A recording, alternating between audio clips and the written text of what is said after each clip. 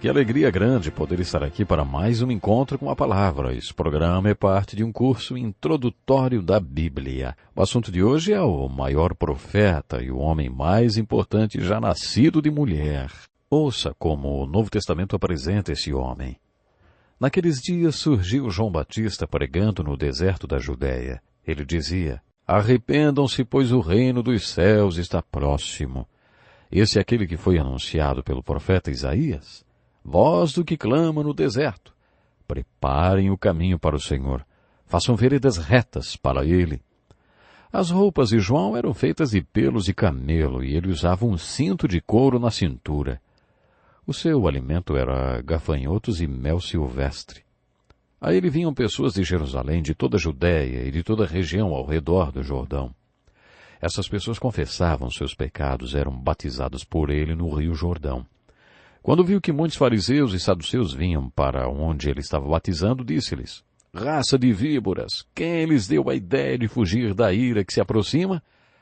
Deem fruto que mostre o arrependimento. Não pensem que vocês podem dizer a si mesmos: Abraão é nosso pai, pois eu lhes digo que destas pedras Deus pode fazer surgir filhos a Abraão. O machado já está posto à raiz das árvores, e toda árvore que não der fruto será cortada e lançada ao fogo. Eu vos batizo com água para o arrependimento, mas depois de mim vem alguém mais poderoso do que eu, tanto que não sou digno nem de levar as suas sandálias. Ele os batizará com o Espírito Santo e com fogo. Ele traz a pá em sua mão e limpará sua eira, juntando o seu trigo no celeiro, mas queimará a palha com fogo que nunca se apaga. Essa é a apresentação de um dos personagens mais importantes da Bíblia, João Batista. Não confunda com o apóstolo João, autor do 4º Evangelho e do livro do Apocalipse. João Batista foi o homem mais importante já nascido de mulher. Jesus disse que ele foi o maior profeta que já existiu. Poderíamos dizer que Moisés foi o maior de todos os profetas, porque todos os outros pregaram sobre o que Moisés escreveu. Mas, de acordo com Jesus, o maior profeta já nascido de mulher foi João Batista. Isso de acordo com ninguém menos do que Jesus Cristo. A vida de João Batista foi descrita rapidamente nos 4 evangelhos. Por que ele foi tão importante, hein? Primeiro, ele não foi apenas o maior profeta, mas também o último dos profetas. Ele apontou para um homem que vinha caminhando numa estrada empoeirada, hoje chamada de Terra Santa, e disse: vejam, é o Cordeiro de Deus que tira o pecado do mundo. João Batista foi o último profeta messiânico que, literalmente, apresentou ao povo de Deus o seu Messias. João também foi um grande pregador. Antes de um pregador como Billy Graham ir para uma cidade, é necessário que se mostre que essa cidade se concentra aí uma grande população e que, na hora certa, o povo vai comparecer. Às vezes, uma equipe trabalha na preparação desse evento com 2 anos de antecedência. O interessante é que o grande pregador João Batista não procurou os grandes centros. Ele foi para o deserto, para o sul de Jerusalém. Hoje, se você visitar Jerusalém, poderá fazer um passeio de ônibus para o sul de Jerusalém. Depois de viajar algumas horas, o guia vai mostrar para você a região do Jordão e o local onde João Batista pregava. Os 4 evangelhos relatam que todo o povo de Jerusalém e da Judéia caminhava até aquele lugar, que fica a uma distância de pelo menos 2 dias de caminhada. Por que eles faziam isso, hein? Porque os fariseus e os saduceus deixavam seus muitos livros e rolos para irem até lá. Certa ocasião, Jesus lhes fez essa pergunta: o que vocês foram ver no deserto? Um caniço agitado pelo vento? Ou o que vocês foram ver?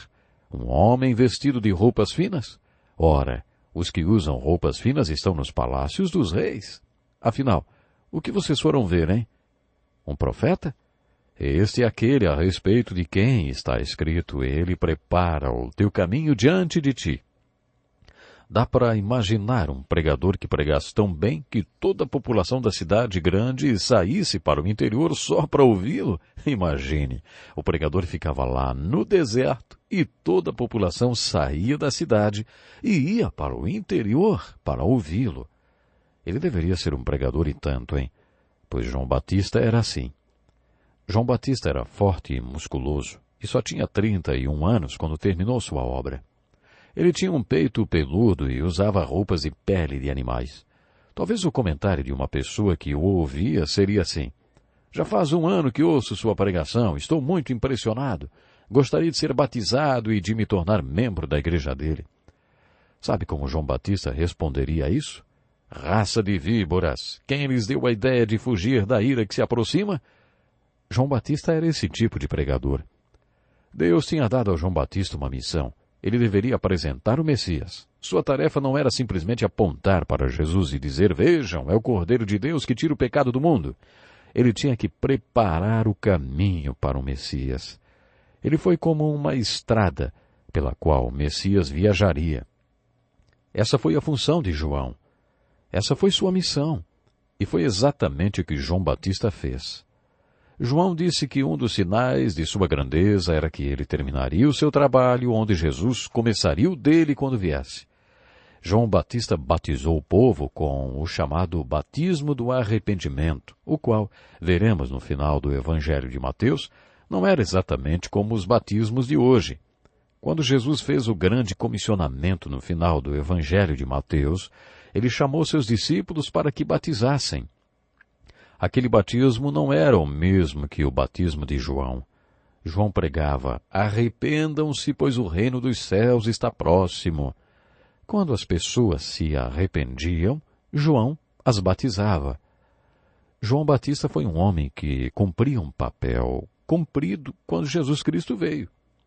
Quando Jesus apareceu, ele tinha apenas 31 anos e era o maior profeta já nascido de mulher e o homem mais importante também. Um dia, enquanto João estava batizando, avistou um homem tão jovem quanto ele. Quando João viu Jesus, ele disse: eu preciso ser batizado por ti e tu vens a mim?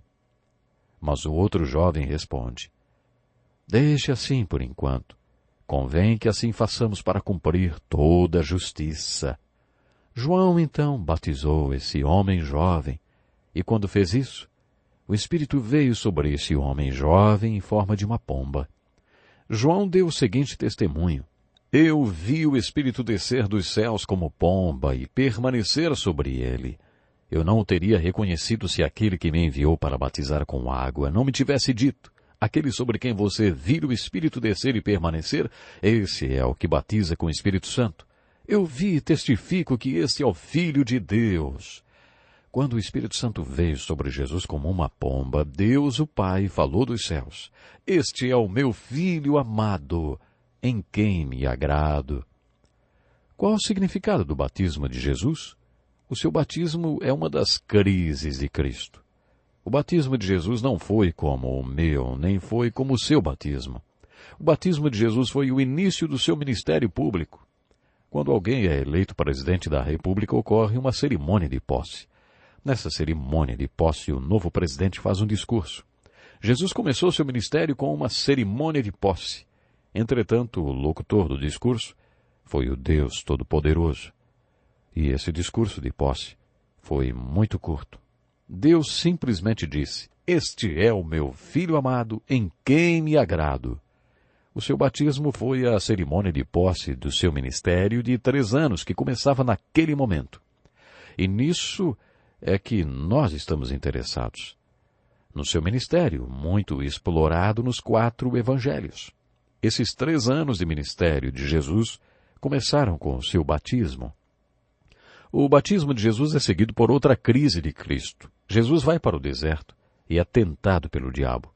A Bíblia diz que o Espírito o levou ao deserto. Ele não foi levado para o deserto pelo diabo. O Espírito o levou ao deserto e no deserto Jesus se confrontou com Satanás. No deserto, Satanás o tentou 3 vezes. O ataque de Satanás sobre Jesus teve 3 níveis. No primeiro, o tentador aproximou-se de Jesus e disse: se és o Filho de Deus, manda que essas pedras se transformem em pães. E Jesus respondeu: está escrito, nem só de pão viverá o homem, mas de toda palavra que procede da boca de Deus. Essa foi a primeira tentação. Então o diabo o levou à cidade santa, colocou-o na parte mais alta do templo e lhe disse: se és filho de Deus, joga-te daqui para baixo. Pois está escrito, ele dará ordens a seus anjos a seu respeito e com as mãos eles os segurarão para que você não tropece em alguma pedra. Ao que respondeu Jesus: também está escrito, não põe à prova o Senhor, o seu Deus. Outra vez o diabo o levou a uma montanha e lhe mostrou todos os reinos do mundo e seu esplendor. Tudo isso te darei, se prostrares e me adorares. Jesus respondeu, retire-se, Satanás, pois está escrito, adore o Senhor, o seu Deus, e só a Ele preste culto. Qual o significado dessas crises de Cristo e da tentação de Cristo no deserto? Bem, em primeiro lugar, precisamos ver a tentação de Jesus Cristo no deserto como outra batalha entre o Filho de Deus e Satanás. Essa não é a primeira vez que eles se confrontam. Se você acompanhou conosco o estudo do Velho Testamento, deve se lembrar que, no 3º capítulo de Gênesis, conhecemos um homem que foi chamado Filho de Deus. Nos últimos versículos de Lucas capítulo 3, onde encontramos a genealogia até Adão, Lucas refere-se a Adão como o Filho de Deus. Eles são as duas únicas pessoas nas Escrituras que são chamadas de o Filho de Deus. Adão significa homem. Esse Adão, de Gênesis 3, era o homem de Deus. Deus formou o homem e esse homem era o que Deus tinha planejado que fosse. Esse homem foi chamado de o Filho de Deus e seu nome era Adão. Adão foi colocado num jardim e foi tentado por Satanás. Só que Adão perdeu essa batalha contra Satanás e desde então estamos vivendo sob as consequências dessa derrota. O primeiro filho de Deus não passou no teste da tentação. Quando Satanás tentou Jesus, sabia que Jesus estava em jejum havia 40 dias e 40 noites. Algumas pessoas jejuam por 40 dias seguindo um certo padrão. Por exemplo, não comem durante o dia, mas fazem uma refeição ao final dele. Jesus estava jejuando há 40 dias. Isso mostra o limite que o ser humano pode ir sem comida. Jesus estava com muita fome quando Satanás disse, se és filho de Deus, manda que essas pedras se transformem em pães. Qual foi a resposta de Jesus, hein? Está escrito. É interessante observar que Jesus respondeu ao tentador citando as Escrituras. A tentação de Adão e Eva nos capítulos 3 de Gênesis e a tentação de Jesus nos Evangelhos têm alguns paralelos interessantes. Se pensarmos um pouco da tentação relatada no capítulo 3 de Gênesis, chegamos à conclusão que ali a questão básica foi colocar a parte física em primeiro lugar e a espiritual em segundo. Deus criou o homem interior e o homem exterior. No capítulo 2 de Gênesis, lemos que Deus pegou aquela forma de barro e soprou nela o fôlego de vida, e o homem tornou-se uma alma vivente. Esse processo de criação de Deus resultou no homem exterior e no homem interior. Por toda a Bíblia, lemos que o homem interior é a dimensão mais importante, porque o interior é eterno. A dimensão interior do homem é a parte que foi criada à imagem e semelhança de Deus. Por isso a Bíblia nos exorta a valorizar o homem interior. Portanto, o homem espiritual é mais valorizado do que o material, o físico, o homem exterior. A primeira tentação de Jesus é essencialmente a mesma que Adão e Eva enfrentaram. Só que os evangelhos nos mostram que o Filho de Deus não caiu no engano. Se um homem realmente quer viver, ele não sobrevive só de pão, só para satisfazer suas necessidades e impulsos físicos. Se um homem quer realmente viver, ele deve ouvir a palavra de Deus, entendê-la e obedecê-la, e assim ele viverá. Em Gênesis 3, Satanás levantou a questão. Foi isso mesmo que Deus disse? Adão e Eva responderam. Deus disse, não comam do fruto, do contrário, morrerão. E aí Satanás respondeu, certamente não morrerão. Você está vendo como a palavra de Deus foi questionada e desafiada e acabou não sendo obedecida. O homem caiu. A questão é, se você quer viver, a palavra de Deus mostrará como. O objetivo da Bíblia é que nós tenhamos vida. Foi assim que Jesus respondeu à primeira tentação. Jesus tinha um desafio, se é que podemos pensar em Jesus tendo um desafio. Afinal de contas, ele tinha nascido de uma mulher, tinha irmãos, vivia num lugarejo chamado Nazaré, e as pessoas o conheciam. E um dia ele acordaria e diria a todos, eu sou Deus com vocês. Eu posso parecer homem, mas não sou um simples homem. Eu sou Deus em carne. Pois olha, Jesus enfrentou esse desafio. Como ele contaria para as pessoas que era Deus, hein? Satanás tentou Jesus pela segunda vez assim, Então o diabo levou-o à cidade santa, colocou-o na parte mais alta do templo e lhe disse: Se és filho de Deus, joga-te daqui para baixo. Pois está escrito: Ele dará ordens a seus anjos a seu respeito e com as mãos eles os segurarão para que você não tropece em alguma pedra. Como você pode perceber, Satanás também cita as Escrituras e Jesus, mais uma vez, responde com as Escrituras. Também está escrito: Não põe à prova o Senhor, o seu Deus. Nunca vamos esquecer quando fomos levar nossa filha caçula para o seu primeiro ano na faculdade. Sua intenção era estudar línguas e ela se inscreveu para alemão, francês e hebraico.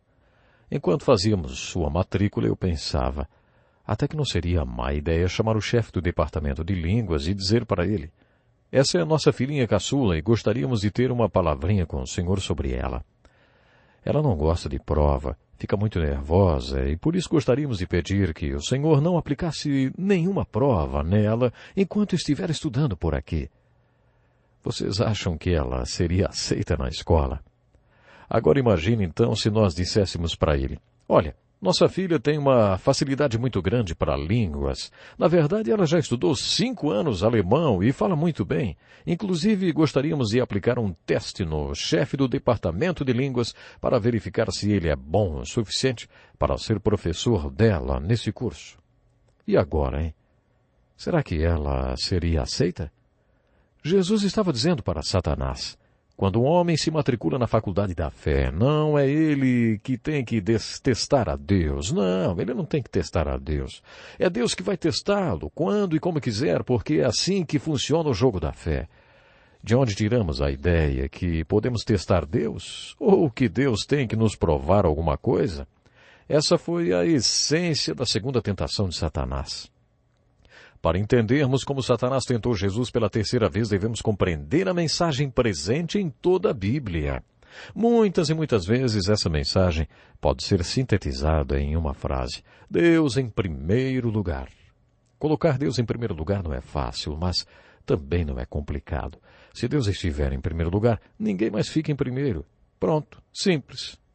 Quando Satanás tentou Jesus pela terceira vez, ele atacou justamente essa questão: colocar outra pessoa que não seja Deus em primeiro lugar. Mas, pela terceira vez, Jesus respondeu com as Escrituras, dizendo: Está escrito, adore o Senhor, o seu Deus, e só a Ele preste culto. Se você serve a Deus, não pode servir a mais ninguém. O Senhor é meu pastor. Se o Senhor é meu pastor, como outra pessoa vai ser meu pastor também? Será que dá para minha mulher ser o meu pastor? Os meus pais. Se eu for adulto e meus pais disserem: não, você não vai para o campo missionário, nem vai ser pastor. Quem é meu pastor nesse caso? Deus ou os meus pais, hein? Essa questão é enfatizada nos ensinamentos de Jesus. Um exemplo disso é o texto de Lucas, capítulo 14, do versículo 25 a 35. Nesse texto, Jesus está dizendo que devemos colocá-lo em primeiro lugar em nossa vida, que ele deve ser mais precioso do que tudo que possuímos e até mais importante do que nossa própria vida. Esse é o ensinamento de Jesus e foi assim que ele combateu o diabo. Jesus disse: Deus em primeiro lugar, sempre. Quando Jesus repreendeu Satanás nesses 3 níveis, Satanás o deixou.